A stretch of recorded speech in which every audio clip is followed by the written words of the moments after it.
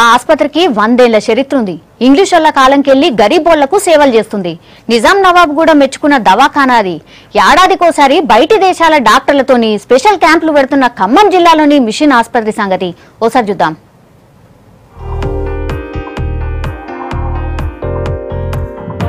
ఖమ్మంలోని Saint Mary's ఆసుపత్రి శతాబ్ది కాలంగా పేద ప్రజలకు వైద్య సేవలు అందిస్తోంది.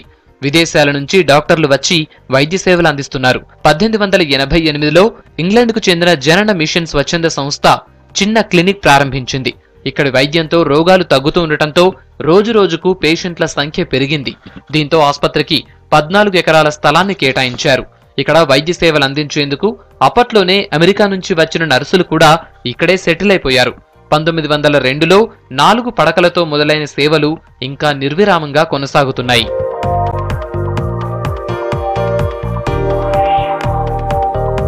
1929లో నర్సులకు ట్రైనింగ్ స్కూల్ ను కూడా ఆసుపత్రిలో ప్రారంభించారు.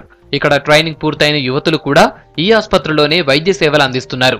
ఇక్కడి ఆసుపత్రిలో వైద్యం చేయించుకుంటే రోగాలు తగ్గుతాయనే ప్రచారం ఉండటంతో ఆసుపత్రి పేరు మిషన్ ఆసుపత్రిగా మారిపోయింది. ఇక్కడ ఆరోగ్యశ్రీ సేవలు కూడా అందుబాటులోకి తీసుకొస్తే మరింత మందికి మెరుగైన సేవలు అందుతాయంటున్నారు పబ్లిక్.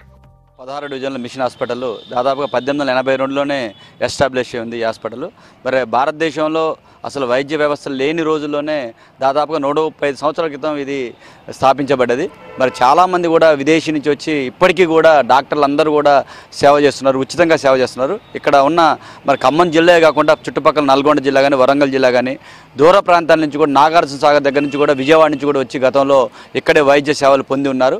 ఇది క్రిస్టియన్ చారిటీ సంస్థ ద్వారా మరి ఇప్పటికీ కూడా మరి ప్రతి 6 నెలలకు ఒకసారి డాక్టర్ల బృందం 10-15-20 మంది డాక్టర్ల బృందం వచ్చి 250 6 నెలలకి అంటే సంవత్సరానికి 500 సర్జరీలు చేసి ఉచితంగా సర్జరీ చేసి వాళ్ళు వెళ్ళిపోతున్నారు. మరి సేవా దృక్పథంతో ఏర్పడింది ఇది. మరి ఇలా చారిటీ మిషన్ హాస్పిటల్లో సేవలు అందిస్తున్న మరి ప్రభుత్వం కూడా దీనికి సహకరించాల్సిన అవసరం కూడా ఉంది.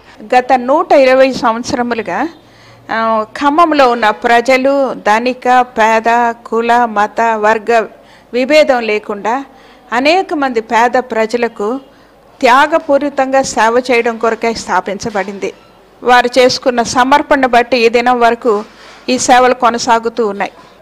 ఈ హాస్పిటల్లో ముఖ్యంగా అన్ని రకముల సేవలు అందించబడుతూ ఉన్నాయి. ఇంకను జనరల్ సర్జరీస్, ఈఎన్టీ, ఇంకా స్పెషలిస్ట్ కూడా ఇక్కడికి వచ్చి, ఆర్థోపెడిక్, డయాబెటిక్ స్పెషలిస్ట్ కూడా ఇక్కడికి వచ్చి ఎంతోమంది ప్రజలు కన్సల్టెంట్స్గా సేవ అందించడానికి ఈ హాస్పిటల్ దోహదపడుతూ ఉంది. ఈ మిషన్ ఆసుపత్రిలో అన్ని రకాల స్పెషలిస్ట్ డాక్టర్లతో పాటు 36 మంది సిబ్బంది పనిచేస్తున్నారు. ఇక్కడ లేటెస్ట్ టెక్నాలజీతో కూడిన 2 ఆపరేషన్ థియేటర్లు, pharmacy, blood test lab, ultra scanning, X ray, ECG, చిన్నపిల్లలకు ఇంక్యుబేటర్స్, ఇలా అన్ని సదుపాయాలు ఉన్నాయి. ప్రతిరోజు ఒక స్పెషలిస్ట్ డాక్టర్ ను కన్సల్టెన్సీ ప్రాతిపదికన పిలుస్తూ సేవలు అందిస్తున్నారు. మిషన్ హాస్పిటల్ ట్రీట్మెంట్ బాగా ఉంటుంది. 10 సంవత్సరాల నుంచి ఇక్కడే చూసుకుంటున్నాను. నాకు అస్తమా ఉంది, మంచిగా ఆక్సిజన్ పెట్టి నాకు రియాక్షన్ వచ్చింది. రియాక్షన్ వచ్చినప్పుడు ఇక్కడే 3 రోజులు ఉన్నా, మంచిగా చూశారు. ఫీజులు చాలా చాలా తక్కువ. ఈ హాస్పిటల్లో మంచిగా చూశారు. కాకపోతే ఇక్కడ డాక్టర్స్ మరి నర్సులు అందరూ కూడా మంచిగా ట్రీట్మెంట్ ఇస్తారు. బీద వాళ్ళు కూడా అందుబాటులో ఉంటున్నాయి. ఖర్చులు ఏదైనా సౌకర్యాలు కూడా చక్కగా ఉంటాయి.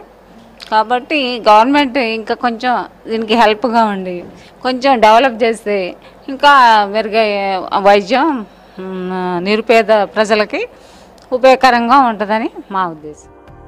గత 20 ఏళ్లుగా ప్రతి జనవరి నెలలో 12 రోజుల పాటు ప్రత్యేక వైద్య శిబిరాన్ని నిర్వహిస్తున్నారు. విదేశాల నుంచి డాక్టర్లు వచ్చి ఉచితంగా శస్త్రచికిత్సలు నిర్వహిస్తున్నారు.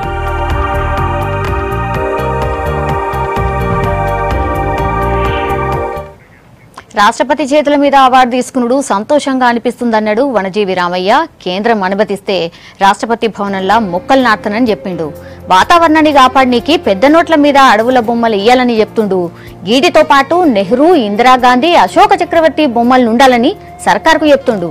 దీంతో ప్రపంచ దేశాలల్లా మన పైసలంటే గ్రీన్ కరెన్సీ అని తెలుస్తుందన్నాడు. పేపర్లు, వీడియోలలో ప్రచారం చేయడం ద్వారా ఢిల్లీ ప్రభుత్వం వరకు నా పేరు పోయి మన భారత ప్రభుత్వం గుర్తించి పద్మశ్రీ అవార్డు ప్రకటించి నాకు ఆహ్వానం పంపినందుకు గాను ఇవాళ సాయంత్రం ఢిల్లీ వెళ్తున్నాను. రాజ్భవన్లో రాష్ట్రపతి గారితో అవార్డు అందుకుంటా 30వ తారీఖు. వారు అనుమతిస్తే ఇక్కడి నుంచి తీసుకుపోయిన 2 శ్రీగంధం, 2 ఎర్రచందనం, 1 లక్షణపాలెం, రామాపాలెం మొక్కలు నాటుతాను. ప్రధానమంత్రి గారిని దర్శించాలన్నది. వారిని దర్శించడం ముఖ్యంగా కరెన్సీ నోట్లపైన వన చిత్రాలు ముద్రించమని చెప్పడం కోసం పర్యావరణ కరెన్సీ రావాలనేది నా ఆశ.